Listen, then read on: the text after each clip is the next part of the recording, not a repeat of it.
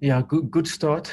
Um, Dominating the game, creating chances, not getting really any chances against us. Maybe some set piece, some dangerous moments from Baroka side, but we have to go ahead. We have to go ahead 1-0. We have to go ahead 2-0 in the first half. The good thing was in the second half we continued. We camped in their half the entire second half. Not really able to get the goal, not really able to test the keeper enough. Although we unlock them, although we create the moments to get behind the defense line, or we get in good situations where we can score. But yeah, I think tonight we could have played another 45, another 60. I don't think we would have scored it. It was one of those games where it was just not meant to be, where you get into the position, you unlock the team, but we couldn't score.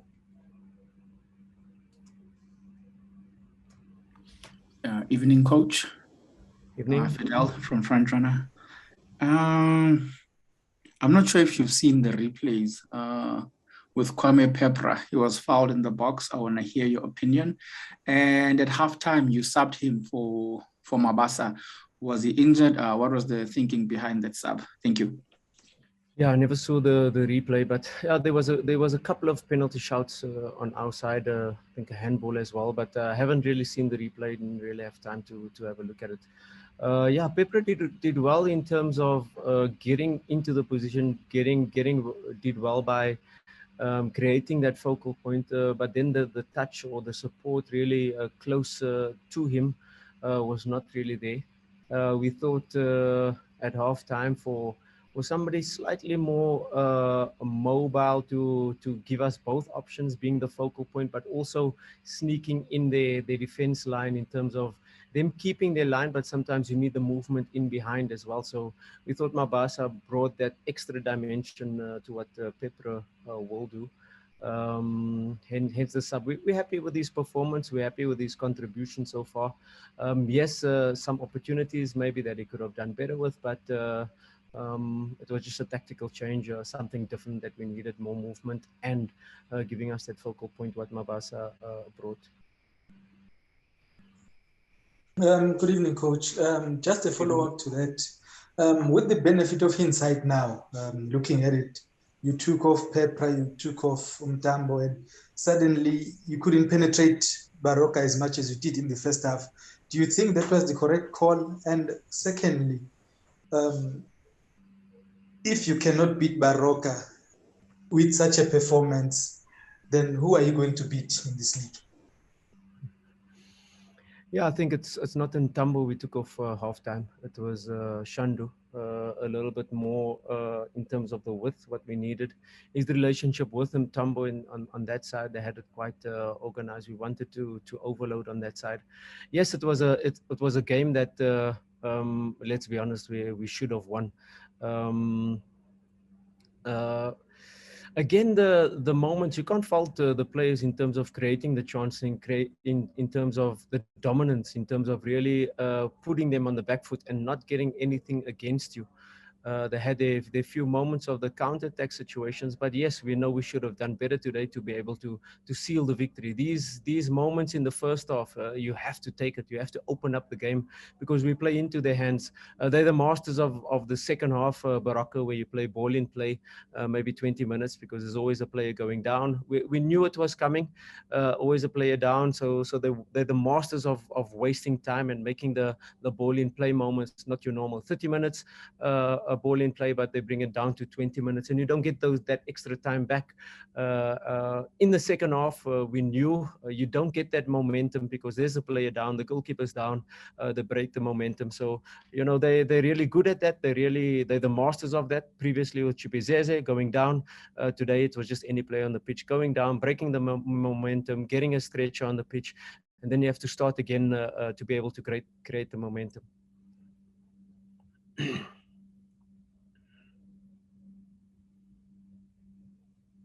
Okay, I am Tamba Shabala Joseph from Sports. Coach, I just wanted to find something from you. When you sit and talk with Coach Mandla, the transfer window is coming. Where do you think Orlando Pirates lacks, and which players, are there any players rather that you have identified that you'd love to bring on board in the team if you guys still get to continue being co-coaches? I think the transfer window will get some great signings and internally.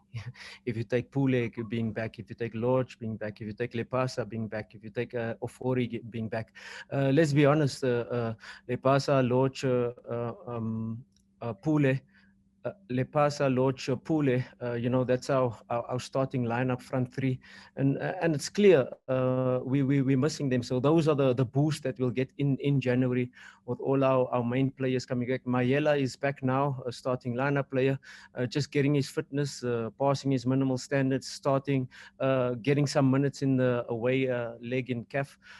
So more than really areas we need to strengthen. Our players will be full strength back, and that will give our especially our front movement. It's clear if you have Lepasa, Lodge, Pule, your front three, and any team, if they miss, if you take Liverpool, take out Salah, Mane, and Firmino, it's not going to have that fluidity in terms of scoring goals, in terms of really creating. So not really externally, but internally, our players coming back will give our squad a huge boost, having everybody available for the second round.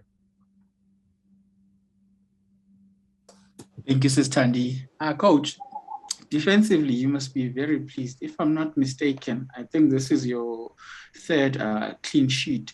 That combination of Olisanda and Nyauza, surely it's going to make it difficult for Tyson and Happy Jailer to come back. Thank you. Yeah, it's a fantastic, really, in terms of the defense. Clean sheets, but it doesn't start with the defense line. It starts really with our pressing structure.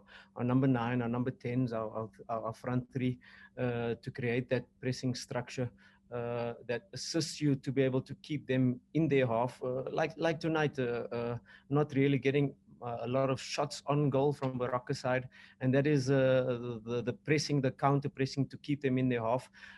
We've got 7 games now in 20 days. So, we need the whole squad. Yes, good that we're keeping clean sheets, but we know at the other area of the pitch is where we need to turn these clean sheets into wins. So clean sheet good, tick, really good in terms of the team performance, not only the defense line, but we know we have to do better in scoring goals. Yeah, and then just coach, and on those 7 games that are left before the Christmas break, what are you looking at? Where would you wish for Pirates to be going to the Christmas break, and what do you plan to achieve with these games that are coming thick and fast in a way? Yeah, I think you look far in terms of which games you have, but our immediate focus is always the next game, and that is always how we take it. In every game, we try to get 3 points. We try to get maximum points, and we know it's not really. Yes, in the last 2 matches, scoring 5 goals was really good. In our dominant phase, we were able to score and open up the game. So each game we try to improve in that area, working on this final third, having this non-verbal communication. If somebody's coming short, he wants the ball there. If somebody's making the run in behind, where to play this pass. So creating that fluidity in terms of having a consistent lineup is what we've tried recently. But and that's what we've got to look at. Each game of the 7 matches, we try to, yes, it's the CAF game on Sunday where we need to secure our place in the group stage. But each, the remaining 6 matches of the league, we want maximum points. Every game we approach, we try to win it, and that will be our approach going forward. In the absence of any further questions for the coach, I think we've come to the conclusion of Can I have the last bite, Tandy? Didn't see any raised hands. Who am I speaking to? I did. Oh, okay. Apologies as well. Yeah, go ahead. Yeah. On Olisanda, coach, he seems to have this pass that he has. I won't say it's a clearance because it definitely goes to somebody up front. Is that something that in your technical planning, are you planning to use more often, where he can just create those chances for you when you are, especially when you're under pressure? playing a team that has a high press, that he can relieve you with that pass, that just find somebody that can just do the job for you up front. Yeah, Olisanda is fantastic how he's settled into the league from the league where he comes from. The pace is extremely high here in South Africa, and how he settled. Yes, always after the game, we analyze his games to be able to where he can improve, how he can improve his positioning in terms of the defense, and how he can help us progress the ball through the lines. And yes, it's always out of the tactical side where we want to exploit the opponent, maybe behind the defense line or maybe between the lines in the number 10 position or maybe in the wide areas. And you need defenders being your playmakers, the first receivers in your build-up phase, and really has a pass, left foot, right foot, both equally strong. So he is able to play on the left-hand side or right-hand side of the central defense area. So is key for us in terms of progressing the ball into the next line, or like you said, seeing the pass, seeing the movement, really accurate in terms of his range of passing. So it's the positioning of our players to sometimes be between the lines, sometimes make runs behind the defense line, into the half side space, outside to inside, whatever it is in terms of the tactical requirements on the day. But